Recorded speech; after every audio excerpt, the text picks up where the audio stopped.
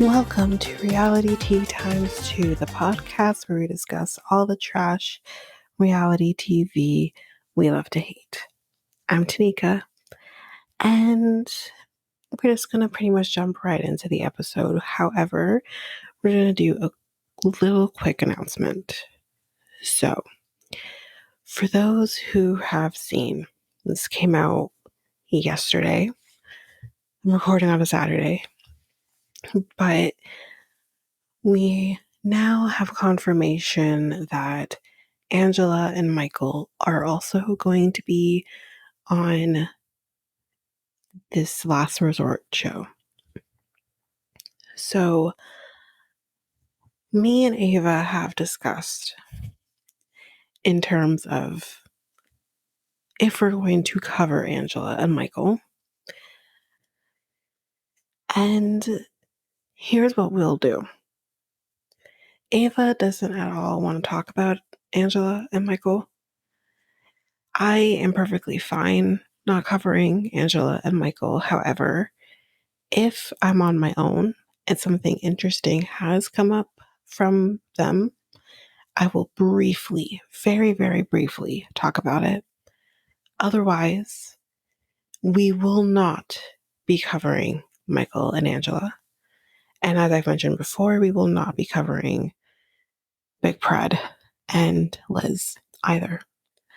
So at this point, the Last Resort shows are probably going to be very, very short. Especially if they're only going to be an hour. And if we're only covering like Jovi and Yara have been officially confirmed, they don't have problems. I don't even know why they're on this show in comparison to the others.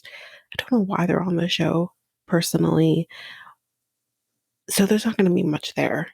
And then, although have not yet been officially confirmed, we have Molly and Kelly, and then Kalani and Asuelu. And from what we know already from these two couples, they're not together. So there's probably going to be a lot of drama with them. So we'll probably have something to say with that. And we'll talk about this a little closer to the time the show happens. If we're doing half-hour shows, we might combine them. I don't know yet what we'll do. We'll get there at that point, but like I said, I can't imagine these shows being very long if we're only talking about two couples who actually have drama and then one couple who really doesn't. So we'll see what happens when we get there. You will for sure get the first show right away, and that's kind of when I'll know how this is going to go. Maybe after a couple of episodes of ours of covering this, we might change this to bi-weekly as well, just because they're short. So we'll see when we get there. But again, just off the top, like I said, we're only going to be covering 3 couples, if that's what we are going to be getting, just 3 couples that we can talk about. So yeah, that's where we're at in terms of that. Of course, we're still awaiting confirmation of the other 2. Again, I don't know why they're doing it this way, but that's what they're doing. So we will, once we get confirmation of the other 2, then yeah, but that's kind of where we're at with that. Again, I've mentioned if you really want to hear coverage of Angela and Michael, you can do so by listening to Married to Reality. We'll most likely be covering them. If they're covering the show, of course, I haven't really been listening to the podcast lately. I haven't been listening to a lot of podcasts lately. So I'm not sure where they stand in terms of covering this show. Maybe once I actually listen to some of their episodes, I can clearly tell you. And then I imagine Reality Gaze will be covering the show.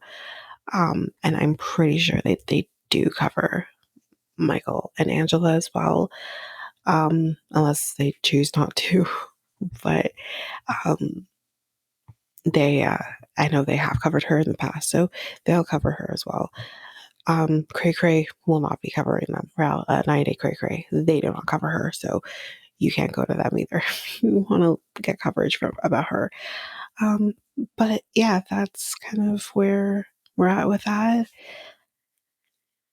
And we're going to just now jump into the episode. The reason we're here, 90 Day UK, Season 2, Episode 2, Is She a Tinder Swindler? We're with Michael and Mercy first, and we're back to the conversation that they had in the first episode, the end of the first episode, where he is asking her if she's swindling him. So she says that maybe the website has like a different name, or maybe whoever was using her picture, quote unquote, was using a different name. I don't buy it. I don't buy it for a second, personally.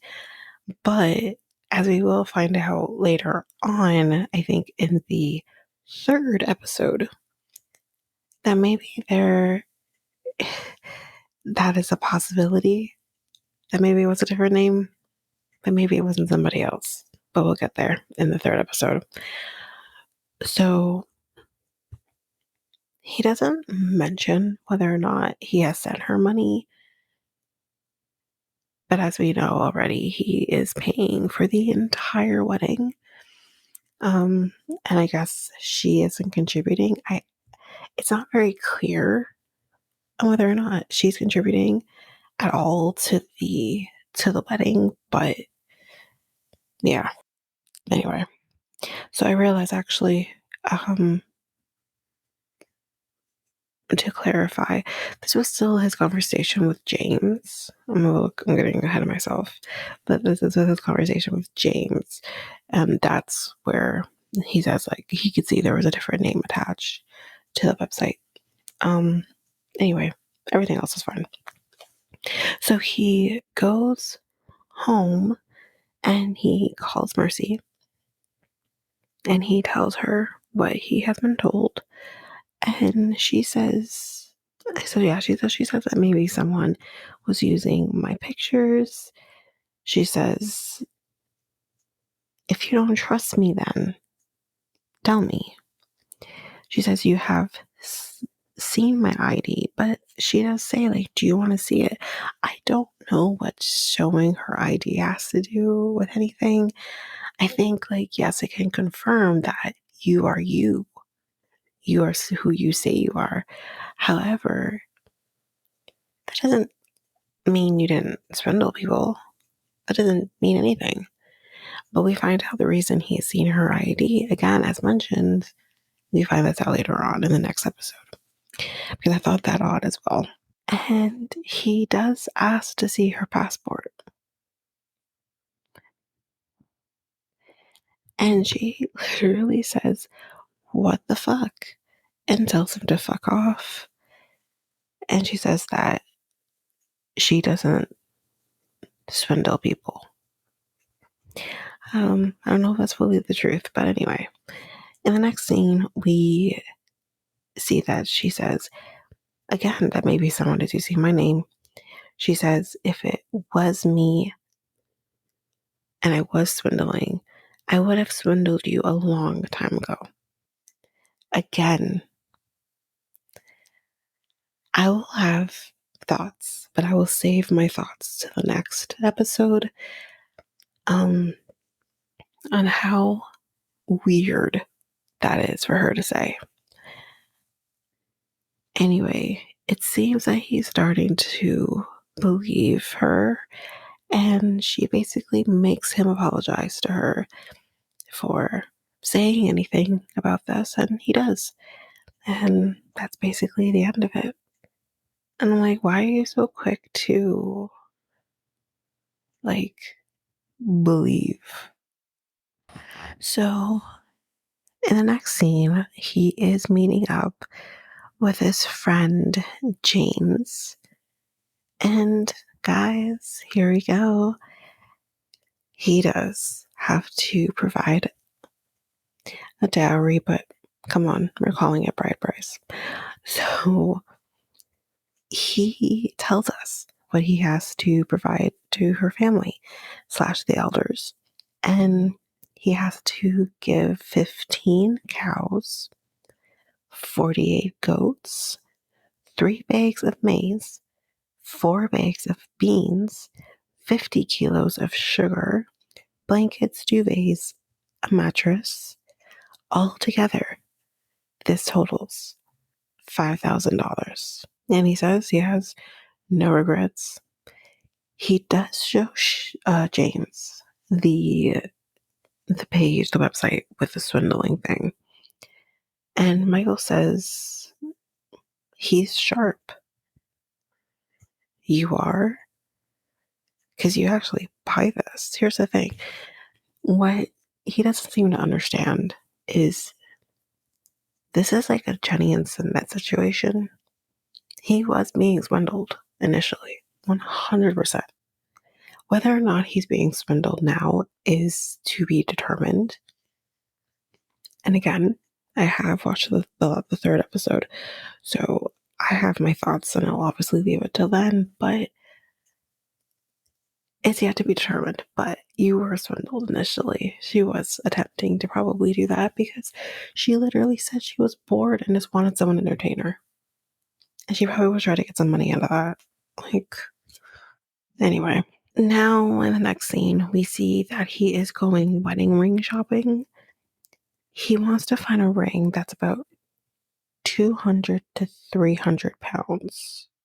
So that's about $340 to 510 Canadian dollars.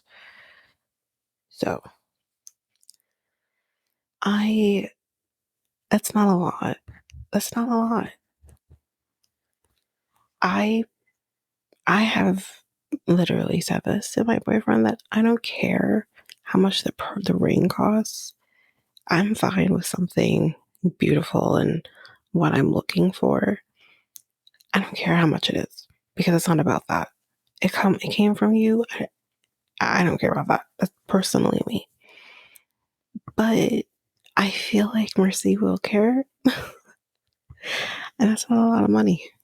But it just kind of goes to show that he's struggling to afford everything. So the lady at the jewelry store, she brings out some diamond rings. And she says that they're all white gold. And she says, girls like things that sparkle. True. And he tells us that this costs over 400 quid. I don't know what that means, but we're going to do conversion and we're going to find out. Okay, so basically quid, pound, they're all practically the same thing, apparently, according to Google, I'm assuming. But anyways, 400 quid, as he put it, is about $679 Canadian. That's not bad at all. But of course, as we know, he's paying for the entire wedding plus bride price. But he says that is way out of his budget. So we see Michael packing. He tells us that he's bringing stuff for her that she wanted, but he's only bringing 2 suitcases. So I'm assuming he's only bringing 2 suitcases in total. So that's not bad. He calls her and she tells him that, oops, I forgot more stuff that needs to be added to the bride price. He needs to also have about $90,000 to $100,000 shillings. She says that maybe she forgot about this or it was on a separate page and she forgot to tell him. She gets mad and says, because he's like freaking out, and she gets mad and she says that everyone pays a bride price. Well, no. Maybe in Kenya they still do, but most places don't do that anymore. It's very archaic. But she says that, what are we going to do? And he says, I don't know, because I'm flying out tomorrow and I have to figure this out. And she says, fine, don't come, and hangs up. That's the end of Michael and Mercy. So now we're with Shane and Mert. So she's getting ready to go to the airport. She tells us that she hasn't seen Mert in 9 weeks. So 24 hours earlier, we see her getting a pedicure with her mom. Her mom is anxious that she could be in danger, as Shane has mentioned about possible safety concerns being in Turkey. And she says that, they could beat them up for, being together, or even kill them. And I mean, it's unfortunate that it has to be that way, that they have to be concerned about something like that just because they are in love with each other. They're not hurting anybody, but it's insane to me. Anyway, she says, although it is not illegal to be a gay person in Turkey, it's still, not accepted. So it kind of reminds me of how things kind of are in Jamaica. Although it's not illegal to be gay in Jamaica, it's not the government that's the issue. It's the people that's the issue. You have people going around and using derogatory terms towards gay people in Jamaica that I won't repeat here, but you have that going on. You have people killing other people because, you think that someone shouldn't be gay in Jamaica. And it's like, there are gay Jamaicans. That's just how it is. And you shouldn't be going around killing people because you don't agree with a lifestyle that doesn't concern you. She says that she does have faith that it will work out. Meanwhile, in Turkey, we see him getting ready for Shane to get there. We see him putting roses on the bed, and we see then her on the plane freshening up. While on the plane, she is brushing her teeth, and she says that people stare at her, which I don't understand why they would stare at her, but anyway. We see her off the plane, and he's there waiting for her, and we see her just running to him, and he picks her up and hugs her, and she's scared that he was gonna drop her, but he says, no, I'm not gonna drop you. They are going to the hotel, and they are at the hotel, and she goes in and she sees the roses on the bed, and they basically then sit down and they're gonna have a drink. And she does like this thing with the beer that says that you have to do it this way so that you aren't cursed with 7 years of bad sex. So she does like this, like the tapping of the beer cans from the top and then the bottom, and then you hit the beer on the table. And she says you have to do it that way so you don't have 7 years of bad sex. But she does say later on that it would be impossible for them to have bad sex. But why take a chance? So in the next scene, we see some videos that Shane recorded of them together. There's a kind of montage of different videos. They look happy. So we find out, I believe from Shane actually, that Mert's family doesn't even know that he's bisexual. So not only do they know that she's transgender, but they don't even know that he's bisexual. Oh boy. They are going out for dinner, and she ends up asking him, if in Turkey, would they be seen as legally married if they were to get married? No. She kind of knows this already, so I don't know why she's asking him this, but she kind of knows the answer. But she says that she wants them to be happy, and safe and not scared to live their life. She doesn't want to be looking over her shoulder to make sure that someone isn't coming to hurt them. And she's also worried what his family will think about her and their relationship. They like her, so she wants to make sure it stays that way. She doesn't also want the reason that his family doesn't talk to him to be because of her. However, he says it will be what it is. Like he doesn't seem to have an issue never speaking to his family again if it means that he gets to be with her, which I would also be very nervous about. I wouldn't be very comfortable with my man's family never speaking to him again because they just don't like me. That's just not a comfortable position to be in. Then he says that he has like a surprise for her, and she's wondering, oh my god, is he gonna propose? No. He brings out a custom necklace for her that has both of their names on it. She loves it. And she says, but, she is a little disappointed because she was hoping it was a proposal. Um, but nonetheless, she loves the necklace. But that's the end of Shane and Mert for this episode. So, next we have Louise and Jose. And guys, can I just say, I'm annoyed by these two. I don't like them whatsoever. He's an idiot. He's just here for clout. She's selfish. And just,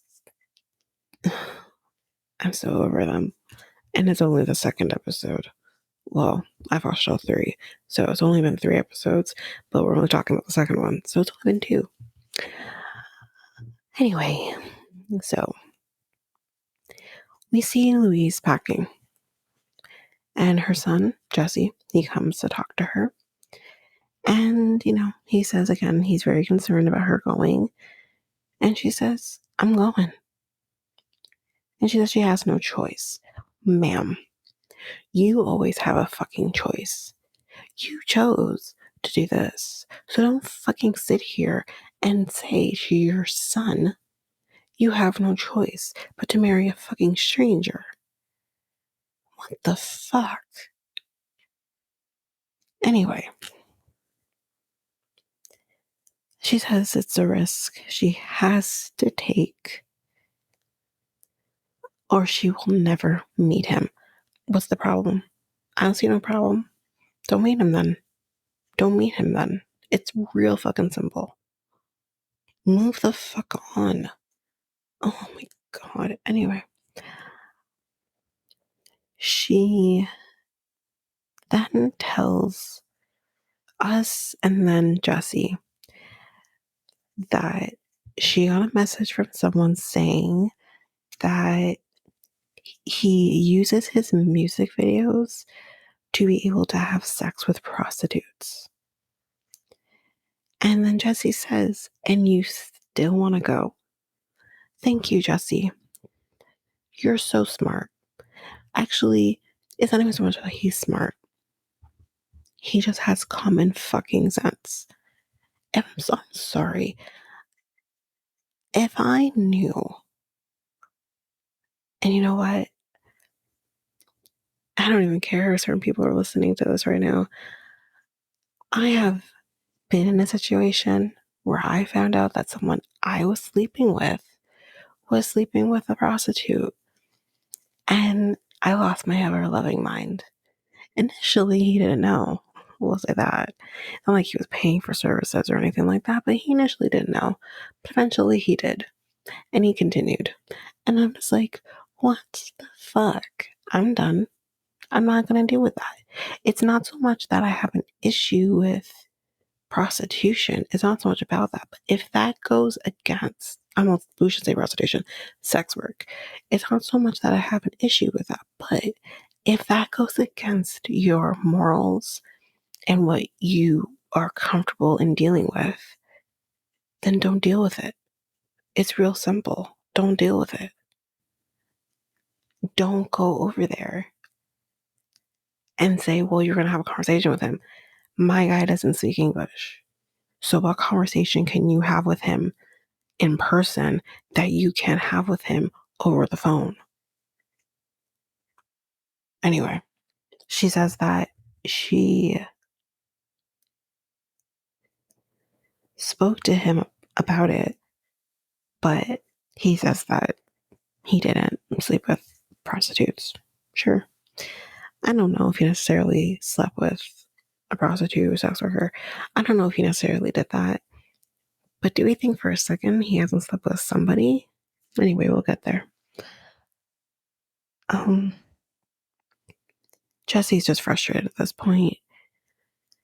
And I wrote down, she is so dismissive and selfish about her son's feelings about Jose.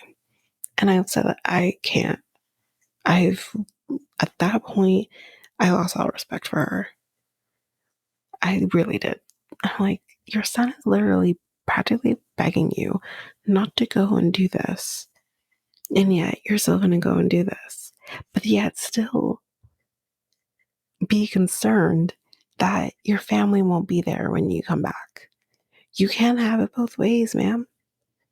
It's one or the other. What's more important to you, your family or Jose?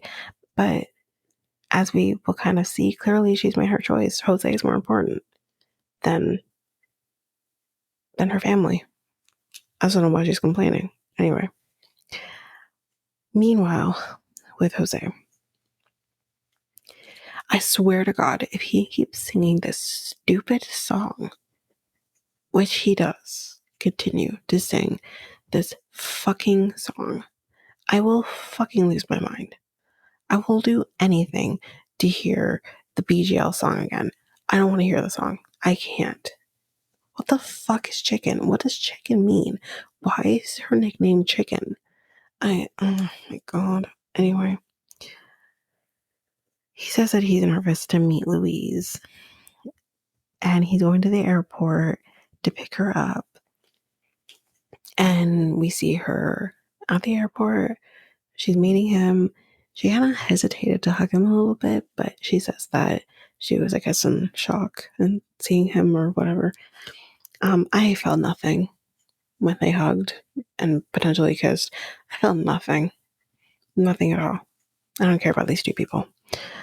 She said she couldn't feel her legs, but he's happy. Blah, blah, blah. I'm not happy.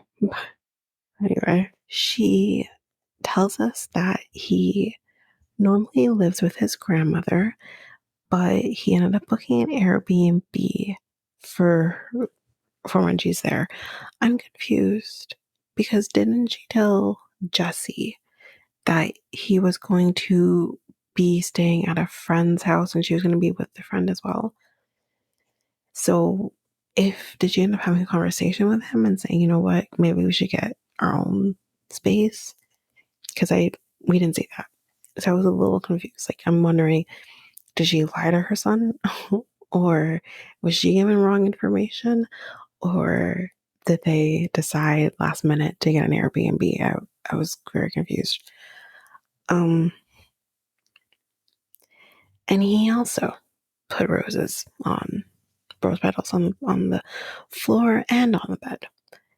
But she says, and she got a point for this because I feel like no one thinks about this, but she has thought about this, especially because it's an Airbnb. You have to leave it in the state for which you received it.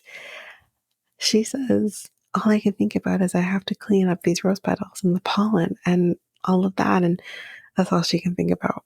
And I said, finally, someone says it.